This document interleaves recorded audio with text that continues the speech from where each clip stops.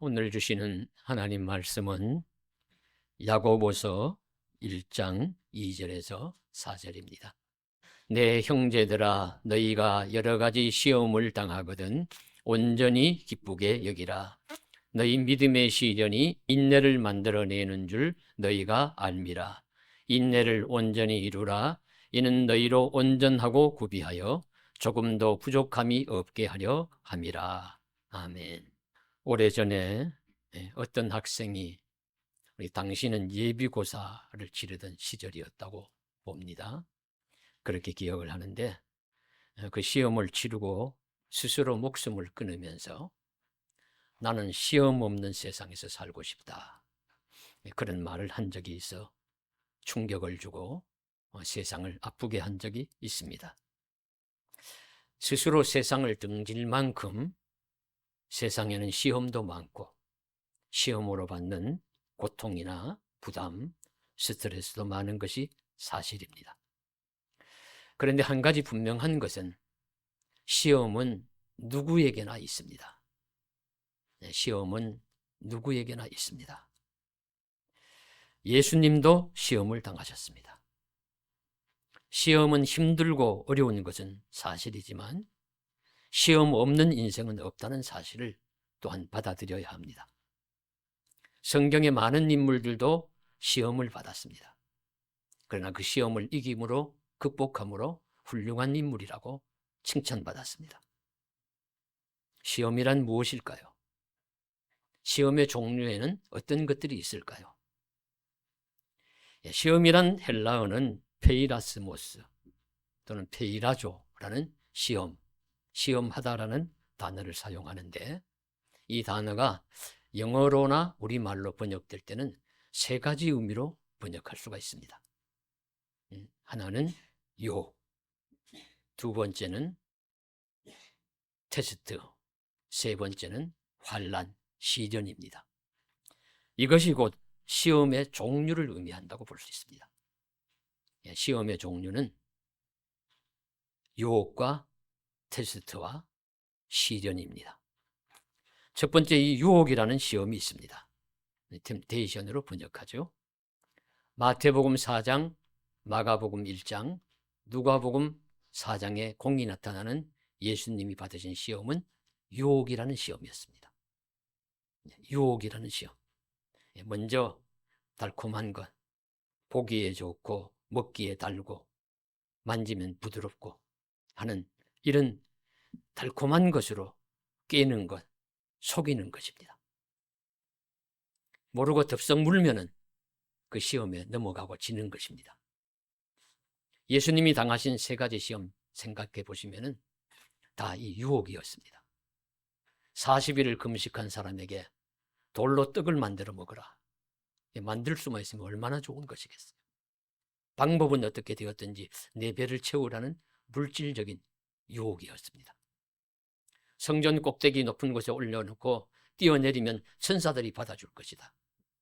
얼마나 사람들이 환영하고 환호하고 박수를 치면서 그렇게 인기를 누릴 수 있겠습니까? 내게 절하라. 세상 만국 영화 권세를 주리라. 그렇게 된다면은 다행이겠지만 거짓말입니다. 눈앞에 우선 보이는 것이 달콤한 것, 그럴듯한 것을 속이는 것입니다. 예수님은 당연하게 말씀으로 이기셨습니다. 믿음으로 이기셨습니다.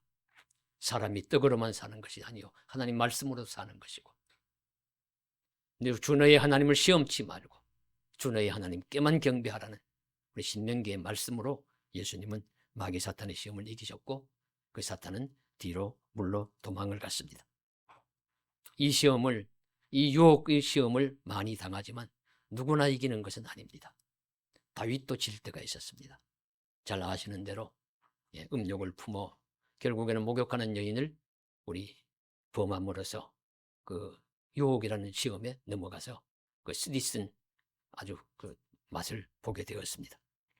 그러므로 우리는 유혹이라는 시험을 당하면 말씀으로 무장하고 믿음의 반석 위에 흔들리지 말고 서서 그 유혹을 거부하고 물리침으로써 반드시 이겨야 합니다.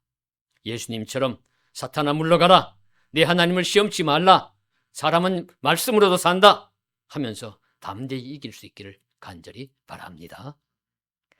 둘째로 시험은 테스트라는 시험이 있습니다. 이 시험은 이제 시험을 다른 말로 번역하기 어려우니까 그저 테스트라고도 많이 사용하죠. 이 어려운 문제를 제시함으로 그가 어떤 자격이 있는지 없는지, 어떤 직무나 일에 합당한 사람인지 아닌지, 정해놓은 기준에 들어가는지 아닌지를 가리는 시험을 의미합니다. 대표적으로 아브라함이 받은 시험이에요. 그래서 창세기 22장 1절에 God tested 아브라함이라고 정확하게 되어 있습니다. 하나님이 아브라함을 시험하셨다. 테스트하셨다. 어떤 테스트였습니까? 세상의 그 무엇보다도 하나님을 더 사랑하는지, 그것에 대한 시험이었고, 특별히 아브라함에게 이런 어려운 테스트를 하신 것은 그가 이스라엘 백성의 원조상이 될 만한 자격이 있는지, 많은 수많은 믿음의 사람들의 조상이 될 만한 믿음이 있는지 없는지를 가리기 위한 테스트였는데 아브라함은 통과했습니다. 합격했습니다. 그러므로서 이스라엘의 조상이 되었고 믿음의 조상이라고 불리게 되었습니다. 역시 이 시험도 누구나 이기는 것은 아닙니다. 누구나 통과하는 것은 아니고 광야 이스라엘은 여러 번 이 테스트를 당했지만 많이 졌습니다. 그래서 광야를 뺑뺑이 돌고 그 시험을 통과하지 못함으로써 많은 고생, 대가도 받았습니다. 하나님이 사람을 테스트하는 경우도 있지만 사람이 사람을 테스트하는 경우도 많습니다. 스바 여왕이 어려운 문제로 솔로몬을 시험하려고 테스트했습니다. 그래서 열왕기상 10장 1절에 보시면 스바 양이 와서 어려운 문제로 솔로몬을 테스트하니, 시험하니, 그러나 솔로몬은 정말로 그의 기대 이상으로 지혜를 갖춘 자였기 때문에 그녀는 흡족한 마음으로 굴복했으리라고 보여집니다. 하나님이 하시든 사람이 하시든 이 테스트 때문에 우린 힘든 경우가 많습니다. 자격시험, 입시시험, 입사시험, 승진시험, 수많은 시험이라는 테스트를 우린 당합니다. 우리 피할 수 없다면 즐기라는 말이 있듯이 이런 시험을 당할 때 될 수 있으면 믿음으로 잘 감당할 수 있기를 바라고, 그리고 원하기는 이 시험은 한 번 테스트하고 끝나는 것이 아니라 여러 번 계속해서 올 수가 있습니다. 그래서 한 번 졌다고 너무 낙심하지 마시고 또 도전하고 또 시험이 오면 극복해서 이기기를 힘쓰고, 그러다 보면 하나님이 힘주시고 은혜 베풀어 주셔서 잘 시험을 통과하게 해주실 줄로도 믿습니다. 그런 은혜가 함께 하시기를 간절히 소망합니다. 자, 셋째로는 환난 시련이라는 시험입니다. 영어로 트라이얼스라고 번역을 하죠. 말 그대로 환난과 시련의 형태로 주어지면서 우리에게 고통, 고난을 겪게 하는 시험입니다. 흔히들 인생을 광야를 지난다고 하고 또 인생이 고해와 같다고 할 때에 광야를 지나는 나그네 치고 불편을 겪지 않는 사람이 누가 있겠으며, 바다를 항해하는 배치고 바람과 물결에 파도에 고난을 거슬리지 않는 항해가 어디 있겠습니까? 그러니까 이 시련이라는 시험을, 고통, 고난이라는 시험을 누구나 당합니다. 누구나 당하는 시험입니다. 그런 이 고통이라는 시험이 여러 가지 이유로 이제 다가오지만은 어떻든지 분명한 것은 우리가 광야 같은 불편함, 또 고난받는 바다와 같은 그런 위기 많이 당할 수가 있는데, 내가 원하지 않지만은 실패하고 소외당하고 학대당하고 폭력의 희생자가 되기도 하고, 그리고 여러 가지 치명적인 질병으로 고통을 받기도 하고 억울한 피의자가 되기도 하고 애매한 소리에 희생자가 되기도 합니다. 많은 시련과 환난이 다가올 수가 있습니다.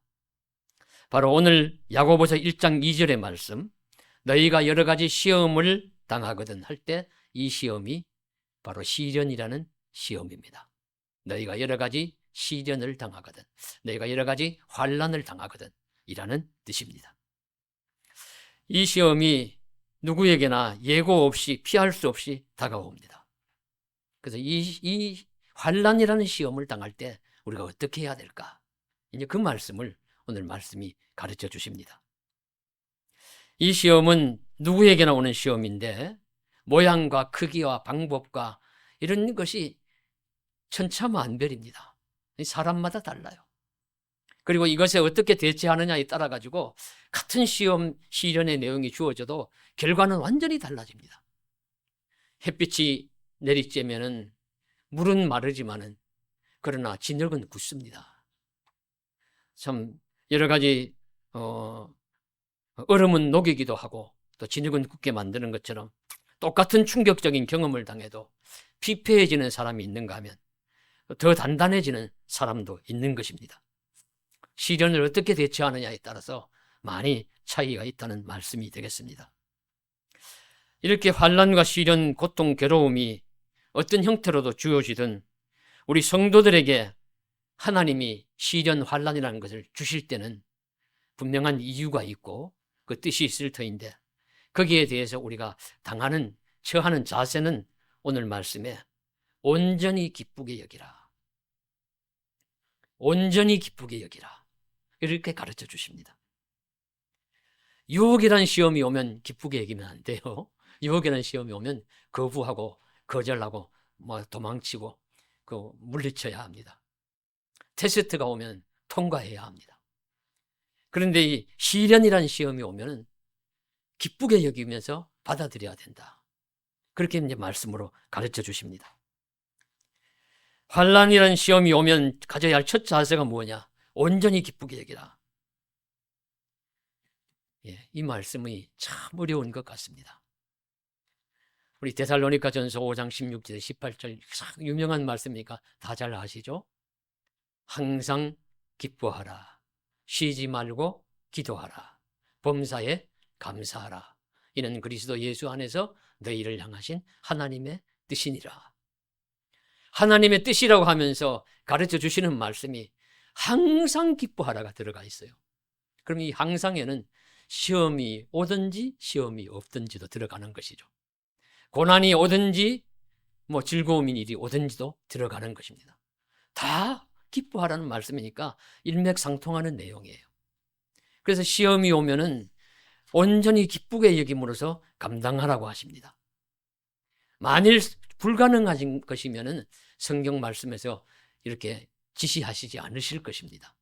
우리에게 가능한 것을 성경은 말씀하시고 있습니다. 환난이란 시험이 올 때 우리에게 찬송하고 감사하며 기뻐하라고 가르쳐 주시고 있습니다. 우린 그런 자세를 배워야 합니다. 만일 시련이 나를 패망하게 하는 것이라면 우리 기뻐할 수가 없을 것입니다. 그러나 만일 이 시련이라는 환난이라는 시험이 변장된 축복과 같은 것이라는 믿음이 있을 때는 우리가 충분히 기쁨과 즐거움으로 받아들일 수가 있습니다. 이런 간단한 예를 어떤 분이 제시하는 것을 읽어보았는데요. 여러분 앞에 만일 50kg 되는 큰 돌멩이가 있다면 어떡하시겠습니까? 그럼 피하고 지나가고 이런 것이 있느냐고 그냥 본체만 지하고 그냥 버리고 지나갈 것이다. 이게 답이죠. 그런데 만일 돌멩이가 아니고 50kg의 금덩이가 있으면 어쩌겠습니까? 50kg면 무겁죠. 장정이 아니면 잘 들고 움직이기가 어렵습니다.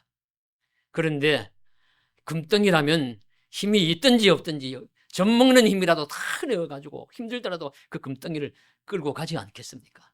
질질 끌고 몸부림을 치면서라도 가져가라 하면 가져갈 것이에요. 환난, 하나님이 주시는 허락하시는 환난 고난이 돌멩이가 아니라 금덩이라면 기쁨으로 받아들일 수 있다는 말씀이죠. 그런 예를 말씀하고 있습니다.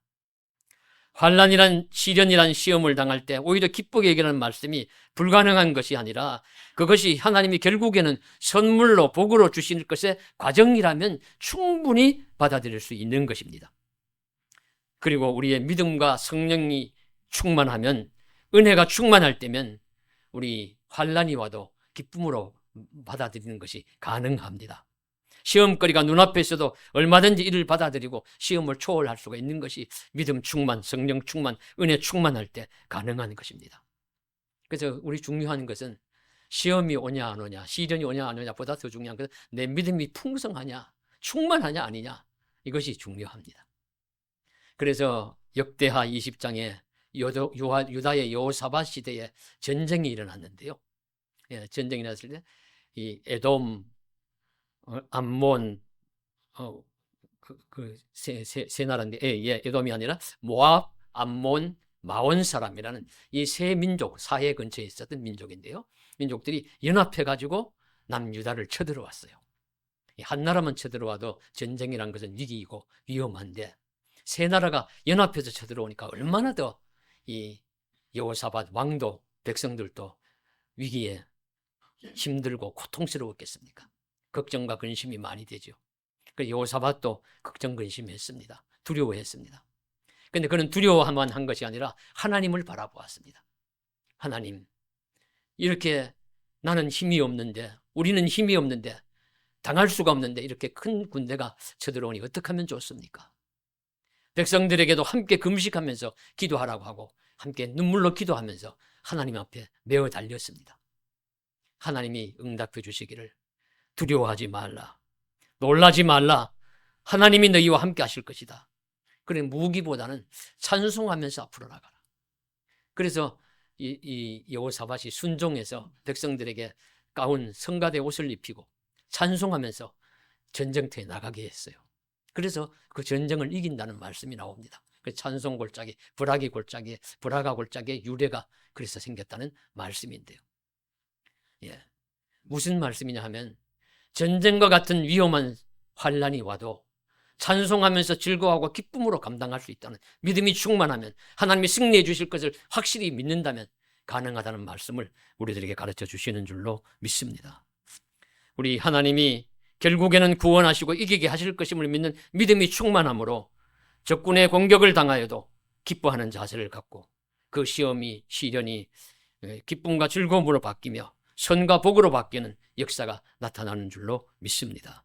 그런 은혜가 함께 하시기를 간절히 소망합니다. 둘째로 환난이란 시련이란 시험을 당하면 인내해야 된다고 말씀하십니다. 그래서 오늘 말씀에도 인내를 강조하시죠. 믿음의 시련이 인내를 만들어내는 줄 너희가 알미라. 인내를 온전히 이루라. 너희가 온전하고 구비하여 조금 더 부족함이 없게 하려 함이라. 인내하라. 우리 성경 말씀이 대부분 다 우리 신약 성경의 말씀은 환난과 박해가 우리 배경에 깔려 있습니다.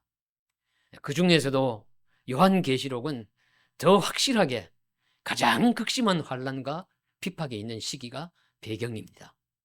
그래서 성경학자들 도미시안이라는 주후 90년경 우리 로마를 지배했던 황제가 지배하던 시대에 그 황제가 악랄한 기독교 박해자였는데, 그 박해자가 기독교인이라고 하면은 옥에 가두고 내어 쫓고 유배를 보내고 십자가형에 처하고 동물의 밥이 되게 하고 하는 등 악랄한 일을 스슴지 않았습니다. 그래서 많은 사람들이 배교하고 많은 사람들이 또 예수님을 떠나는 그런 시기를 당할 때 이 요한계시록 말씀을 주시면서 짐승과 같은 권세에 굴복하지 말라고, 그런 악한 그런 짐승과 같은 그런 괴물과 같은 그런 세력에 굴복하지 말라고 말씀하시면서 죽음 같은 박해를 이겨내는 성도들에게 무엇을 말씀하시냐면 인내하는 믿음이 있었다고 칭찬하십니다. 그래서 계시록 14장 12절에 보시면 담대히 선언하기를 인내가 여기 있나니 그들은 하나님의 계명과 예수에 대한 믿음을 지키는 자니라. 인내가 여기 있나니 그들은 하나님의 계명과 예수에 대한 믿음을 지킨 자니라. 그렇게 강조하시고 있습니다. 야고보 사도 역시 오늘 인내를 강조합니다. 그래서 너희 믿음의 시련이 인내를 만들어내는 줄 알미고 인내를 온전히 이루라. 너희 온전히 구비하여 조금도 부족함이 없게 하려 합니다. 말씀하시고 있습니다. 이 야고보서는 인내를 강조합니다. 그래서 야고보서 5장에 보셔도 인내를 강조하면서 5장 7절 이하에 길이 참으라. 길이 참는 본을 세 가지를 제시하세요. 하나는 농부의 오래 참음, 그리고 선지자의 오래 참음, 하나는 욥의 인내, 그것을 인내의 본으로 제시하십니다. 이 세 부류는 환난과 시험을 당하지만 인내함으로 승리하는 경우를 보여줍니다. 농부들의 인내, 농부의 삶이 편하지가 않습니다. 제 친척 중에도 농부가 계시는데, 그래서 과수원 사과 농사를 하시는데 전화를 드려보니까 일손이 모자라서 너무 힘들다고. 그런데 마침 외국인 노동자가 있어서 불러서 그 사과를 다 따고 저장을 했다고. 그렇게 이제 간신히 그렇게 했노라고 그런 이야기를 하는 것도 들어보았습니다. 이스라엘의 농부들 같으면은 가뭄이 많으니까 언제 비가 내릴까? 병충해가 쓸어갈까? 메뚜기 떼가 다 푸른 것이 잎이라고는 다 먹어버릴까? 염려하고 근심하면서 참 김을 메고 일을 하면서 많은 이른 비 늦은 비를 기다리면서 농사를 짓습니다. 인내하는 농부, 우리 인내하는 자의 표상입니다. 인내하는 농부가 열매를 얻는 것 같이, 풍성한 수확을 얻는 것 같이 인내의 본을 배우라고 말씀하십니다. 이스라엘의 선지자는 인내하는 자들입니다. 이 선지자들은 다 박해가 배경이 있어요. 배경에 박해가 있어서 그저 평안한 시기에도 그저 올바른 소리 하다가 욕 먹고, 예레미야처럼 다른 사람들은 다 나라 잘 될 거라고 하는데 예레미야는 하나님의 계시를 받으니까 나라 멸망한다, 그러니까 멸망한다는 소리 했다가 박해받고, 이런 선지자들의 인내하는 본을 보라고 말씀하십니다. 그리고 세 번째로 제시하신 것이 욥의 인내입니다. 욥을 잘 아시지 않습니까? 욥은 다 잃었습니다. 재산도 잃고, 가족도 잃고, 건강도 잃고, 평판도 잃고, 친구도 잃고, 남은 건 생명줄 하나, 남은 생명가닥 하나 붙들고 그래도 살아내었습니다. 하나님 앞에 되어들듯이 원망과 그저 항의도 하기도 하지만은 신앙을 떠나지 않았습니다. 믿음의 길 떠나지 않고 생명줄 붙들고 살아낸 그 인내를 배우라고 하십니다.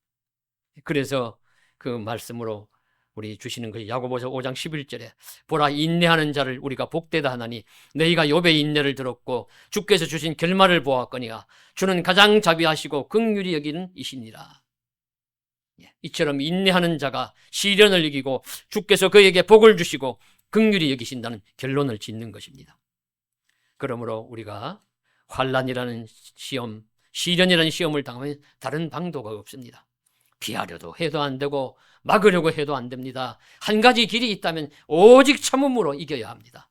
믿음의 주를 바라보면서 인내로서 우리 앞에 당한 경주를 계속해 나갈 때 주께서 힘주시고 주께서 함께 하시고 주께서 도와주심으로 선한 결실을 맺게 하는 날이 오게 될 줄로 믿습니다.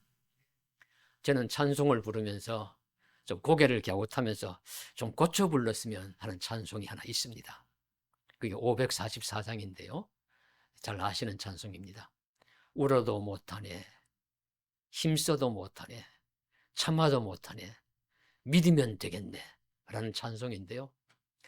저는 생각할 때 믿음을 강조한다는 그런 찬송이라는 것은 제가 이해가 되지만은 우리 살아가면서 울 때도 있고, 믿음으로 울 때도 있고, 믿음으로 힘쓸 때도 있고, 믿음으로 참을 때도 있는 것입니다. 그래서 믿으며 울겠네, 믿음으로 힘쓰겠네, 믿음으로 참겠네, 더 잘 믿어야 하겠네, 이런 쪽으로 찬송을 바꾸면 어떨까, 그런 이제 생각을 해보게 됩니다. 여러분, 우리 울 때도 있지 않습니까? 힘쓸 때도 있지 않습니까? 참아야 할 때 있지 않습니까?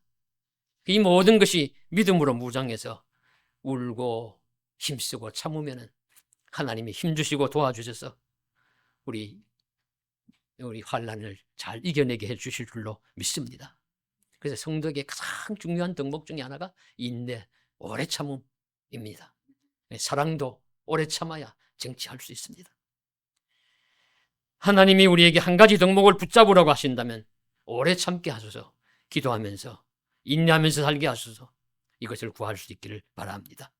인내하지 못함으로 시험을 통과하지 못하는 불행한 자리에 들지 말게 하시고, 하나님 도와주셔서 잘 인내함으로 시험을 잘 통과하게 하시고 시험을 극복하게 하여 주시옵소서.